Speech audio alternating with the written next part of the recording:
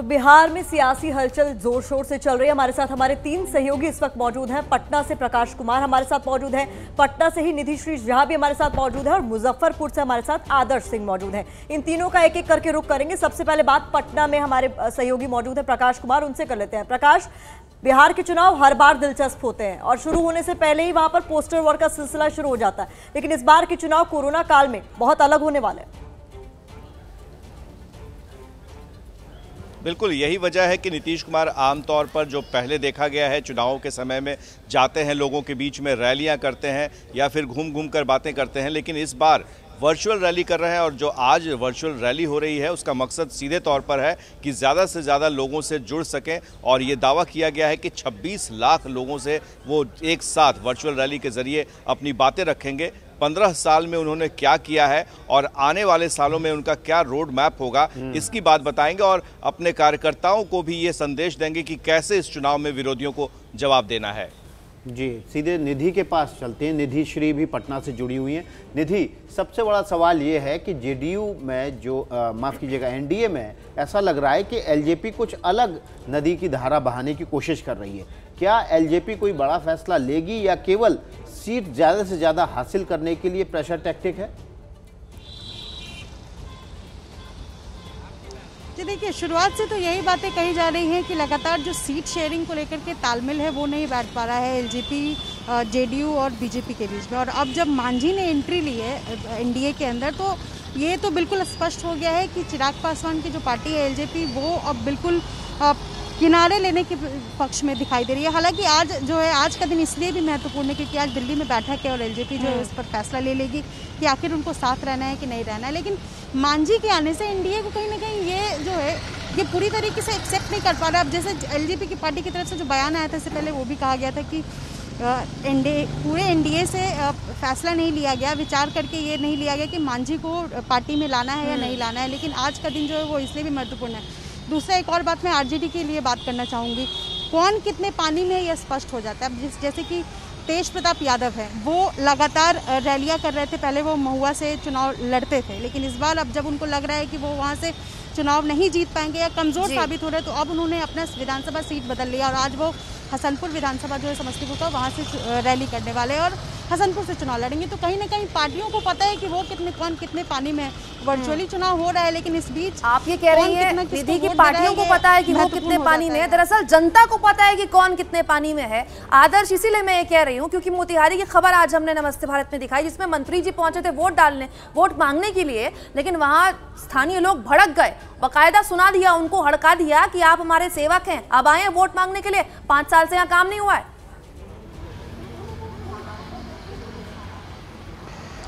देखिए, कोई मोतिहारी या मधुबनी की बात नहीं है। मैं लगातार बिहार में पिछले कई दिनों से हूँ। बाढ़ के दौरान भी मैंने बाढ़ के कई हिस्सों को कवर किया और उस दौरान भी देखा गया है कि जो नेता लोगों के बीच में, चूंकि चुनावी साल है और इस दौरान हर साल जो बाढ़ में लोग आते थे वो नहीं आते थे, और इस बार जो लोग नेता लोगों के बीच में जा रहे हैं वो उन्हें उल्टे पांव लौटा रहे हैं। ये कोई नई बात नहीं है। इससे पहले भी कई बार देखा गया है कि जब नेता उनके बीच में जाते हैं, वोट मांगने की कोशिश करते हैं या हमदर्दी दिखाते हैं, तो इस दौरान उन्हें गुस्सा मिलता है पब्लिक का, क्योंकि पब्लिक ने पिछले 4 से 5 सालों में जो नेता हैं उनको ढूंढने की कोशिश की और नहीं मिले।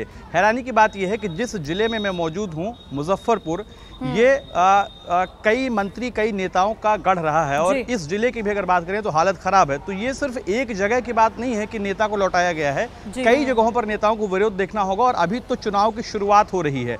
आने वाले दिनों में ऐसी और तस्वीरें दिखेंगी।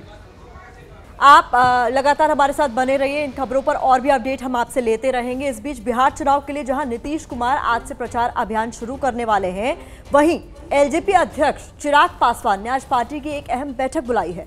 कहा जा रहा है कि इस बैठक में चिराग जेडीयू के खिलाफ बड़ा फैसला ले सकते हैं। क्या चुनाव में अलग राह चुनेंगे चिराग? क्या नीतीश को टक्कर देंगे पासवान के चिराग? पिछले कुछ दिनों से बिहार की सियासत में जिस बात की अटकलें लग रही हैं, उस पर फैसला आज हो जाएगा। आज दिल्ली में रामविलास पासवान के घर पर लोक जनशक्ति पार्टी के संसदीय बोर्ड की बैठक होने जा रही है। बैठक में पार्टी की चुनावी तैयारियों की चर्चा के साथ साथ इस संभावना पर भी चर्चा की जाएगी कि विधानसभा चुनाव में जेडीयू उम्मीदवारों के खिलाफ अपना उम्मीदवार उतारा जाए या नहीं। वहां आग लगी है, चिराग पासवान जी के चिराग को बुझाने में बीजेपी जेडीयू लगी है और जेडीयू को बुझाने में एलजेपी के माध्यम से बीजेपी लगी है। जीतन बाबू मांझी जी को ला करके रामविलास पासवान पर हमला कराया जा रहा है।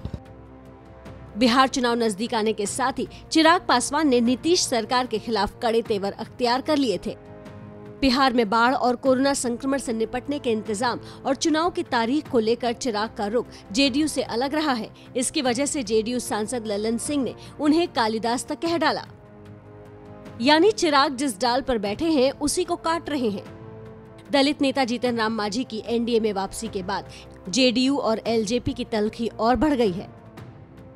इसी तल्खी का नतीजा है कि अब चिराग ने नीतीश कुमार के एक और फैसले पर सवाल उठा दिए हैं।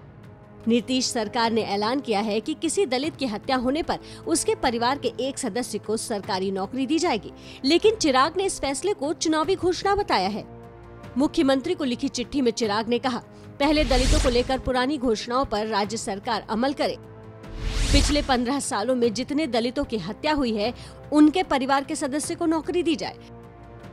दलितों को 3 डेसिमल जमीन देने की घोषणा का क्या हुआ? जहां तक हमारे कोऑर्डिनेशन का सवाल है, बिल्कुल दुरुस्त है और हम तो कह रहे हैं कि 220 सीटें जीतेंगे, उससे कम एक भी सीट कम नहीं जीतेंगे।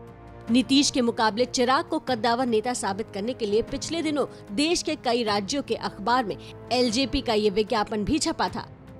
इस विज्ञापन के जरिए इशारों में नीतीश सरकार पर निशाना भी साधा गया था। पोस्टर में राज करने वालों के खिलाफ लड़ाई की बात भी कही गई थी। ऐसे में कयास लगना स्वाभाविक है कि क्या चिराग नीतीश से अलग रास्ता चुनने का मन बना रहे हैं। सूत्रों के मुताबिक एलजेपी के पास एक विकल्प ये है कि वो केंद्र में एनडीए का हिस्सा बने रहे, लेकिन राज्य में वो जेडीयू के खिलाफ उम्मीदवार उतारे। पार्टी सूत्रों ने पहले ये बताया था कि पार्टी 143 सीटों पर अपना उम्मीदवार उतारने की योजना बना रही है। सीधे पटना चलते हैं, हमारे बिहार संपादक प्रकाश कुमार बने हुए हैं। प्रकाश, क्या करेंगे चिराग पासवान? बने रहेंगे एनडीए में या अलग रास्ता ले लेंगे? देखिए विकास, एक बात तो साफ है कि चिराग पासवान ने एजेंडा अपना सेट कर लिया है और वो पीछे मुड़कर देखना नहीं चाहते हैं।